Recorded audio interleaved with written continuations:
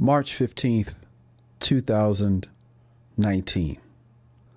The Division 2 is going to be upon us, and with the release of the trailers for the Division 2, there's quite a bit that we can take away from the trailers if we dissect them and take a look at them very, very closely. But this video will talk a little bit about that, but also there are a few things that I wanted to talk about that I'm very, very happy about.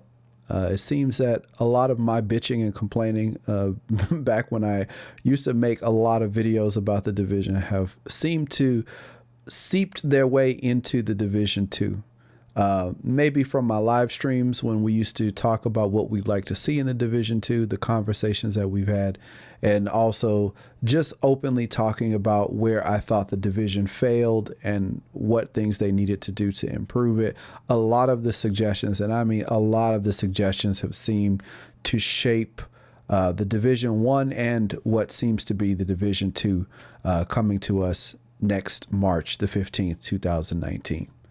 So just so that you guys have a heads up, if you didn't know, I live in Japan, and because I live in Japan, the broadcast from E3 happens at about 3 or 4 a.m. my time. Now, for me, that is completely impossible to stay up for that and record and be able to make videos and do voiceovers and all of that stuff and have everything packaged and ready and up on YouTube before I have to go to work in the morning. It's just impossible for me to do that. So if I do, put out any videos, which I plan to do, they all will come with the information probably 12 hours or so later than, when it's actually released. So I do apologize for that, but, time zones are time zones, and there's really nothing that I can do about that. But I do hope that you guys stick around with the channel and continue to support. I do want to say thank you also if you missed the Good or Garbage from this weekend, which was my 114th week of covering the Division. For the vendor resets. We got up to over 7,000 subscribers, and that's not a small feat. And I do want to say thank you guys for that. Thank you all for the support. And I hope that no matter what game we're playing, be it Anthem, be it the Division, be it Devil May Cry, be it any of these new games that are coming up next year, that you guys stick around to the channel and continue to support. I do appreciate it. So why don't we get started in talking about what's going on with the Division 2.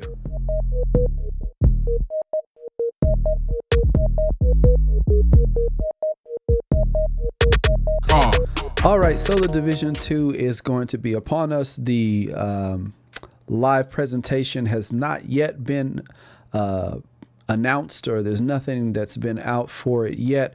I don't know. This trailer obviously has not been leaked, but Microsoft has some heavy pull on this, which I think a few people who I've talked about it are a little bit concerned about, because coming from a PlayStation background, most of you guys know me from playing on PlayStation, and I've recently acquired the game on PC, and it is a very, very big night and day difference. But the thing is that the PlayStation got screwed when the Division 1 came out, because we had to wait for DLCs, and it was kind of a long wait. So with Microsoft putting out these kind of trailers, I'm a little bit worried about what's going to happen with PlayStation players and if there is going to be a delay. But with that being said, we will find out tomorrow when they decide to announce what's going on with it and try to let people know more about the Division 2. Now, if you have not seen anything about it and this is your first video, first of all, thank you. So what's going on with the Division is now it's 6 months after the initial breakout of the virus. So we're in June. It's summertime. It's nice and bright and sunny, and we are now in Washington, D.C. So this is with a new group of people. I doubt that Faye Lau will be there, but she could be. Maybe her eye got fixed. Maybe she got some new legs. Who knows? We'll find that out pretty soon. But yeah, we're 6 months in, probably around June-ish, and there's a lot that has changed with the UI and the graphics. The graphics, it's a mixed bag. There seem to be some people who are saying they hope that the graphics stay around the same fidelity. Some are saying they don't like it. I personally think it looks okay. It is slightly a little bit cartoonish. I don't know if that was on purpose. It doesn't seem as I don't know how to say it, as sharp and texture heavy. But I think that that's just because with the Division 1, we had a lot of snow and stuff falling, and there was a lot of things going on, and the lighting for it was very moody and dark and blue. And I think now with this kind of hot, like orangish light, it just looks different. It doesn't, I mean, it looks a little bit not as realistic, I think, as the Division 1 did, but it still looks great. In my opinion, it looks great, and I like it the way that it is. So I'm not really complaining about that. And I think that the lighting in it is really good with the sunlight going through the trees and all that other stuff. And obviously, with the way that it's set up, it's saying like A button and shoulder buttons and stuff like that. So I'm assuming this is playing on an Xbox One. Maybe an Xbox One X, but it looks really, really good. And I'm pretty sure that the PC version of this is going to look absolutely ridiculous. So with the graphics and all of that aside, there are some things that I pulled away from the trailer that I thought were really, really interesting. We could see that the Vector has come back. The SOCOM MK20 is back. The lightweight M4 are back. And I'm going to guess that something like the SOCOM M1A is back. It has a different name, but it is the M1A variant. It looks like it. So there's a lot of stuff going on with the game. They're pulling assets, I'm guessing, from the previous game, which isn't really bad, but hopefully the weapons will handle a little bit differently. There are obviously some new talents. It's funny that we only see one talent per gun. They haven't really gone into it so deep, but I only saw one talent per gun. There was one gun that had the Pyromaniac talent, which was damage is done to targets on fire is increased by 15%. And it says it requires over 10% weapon damage. So I'm curious to know what the weapon scaling and how the weapons are going to be set up in terms of damage for the game, because if you look, there's actually something that says armor, health, skill, power, and there isn't anything about like toughness, which was what health was, but there also isn't anything about firearms. So I'm really going to be looking out for that when they do their presentation tomorrow, just to know like where the damage is going or how the damage is going to be stacked within the game. The other thing that I did like about the UI, especially with the weapons, was that now it shows the reload speed in actual time, and then it also has the damage drop off in meters for weapons. So I think that that's pretty good. It's going to really help out to know how fast your reloads are actually getting, so that when you stack reload speed on certain attachments or whatever, you can actually see that, oh, it's a second less or it's 2 seconds less. And that might be, the difference in letting you know if you want to use that or not. But again, this is stuff that I'm speculating on that remains to be seen, but I'm really, really looking forward to certain things. And I just want to kind of bring some of these to your attention so that when you do watch the live demonstration, that those are some of the things that you guys look out for and kind of notice as well. Also, I noticed each weapon has an icon under the level. That must be the talent. So, things like deadly and accurate, you can see very clearly in the video. One thing that I did notice is that armor is now a big thing when it comes to your character. Those little white squares above the names, above the blue health, those armor pieces don't come back. So once you knock off that armor, if you're in combat, it seems that armor does not come back.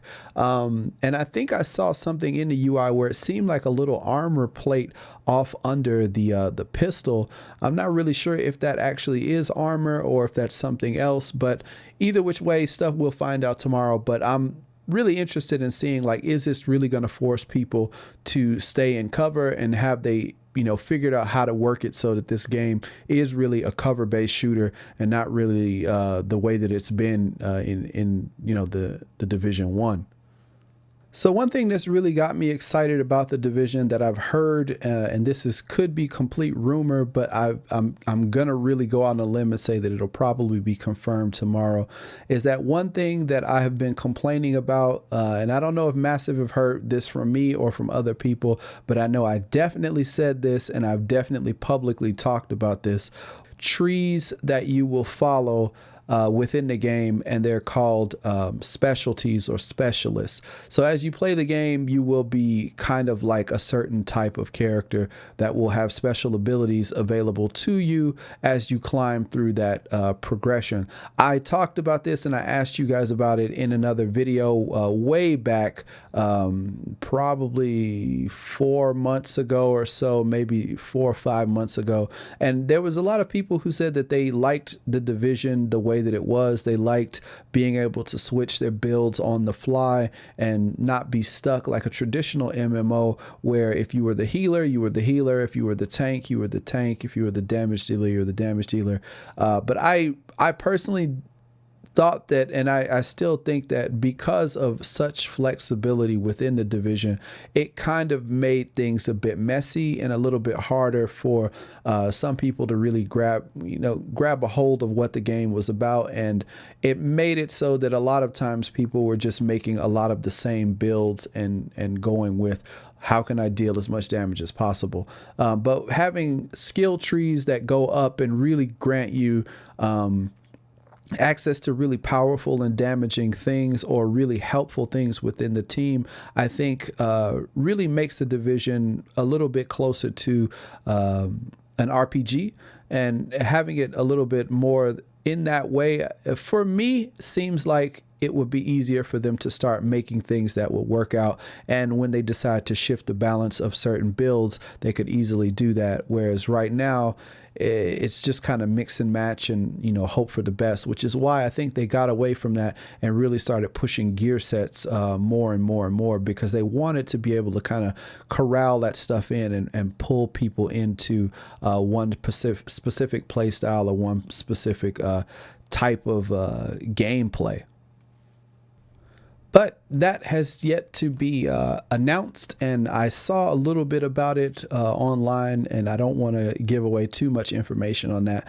We will see. Hopefully that is something that they are going to put into the game. I think that that will help a lot, and I think that, investing more into a specific play style or a specific character and having these really powerful things, similar to how what we saw in the trailer where the guy had the the grenade launcher.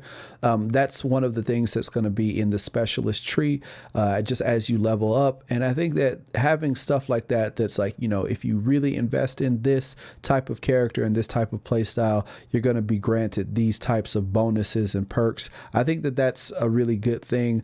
But you guys let me know, what do you think about that, and what do you think about the upcoming stuff that's in the Division 2? All of the talk about Civil War, I think that there may be clans coming in the game, because if you look at the ETF, it is in social, and it seems like something that they might put clans into.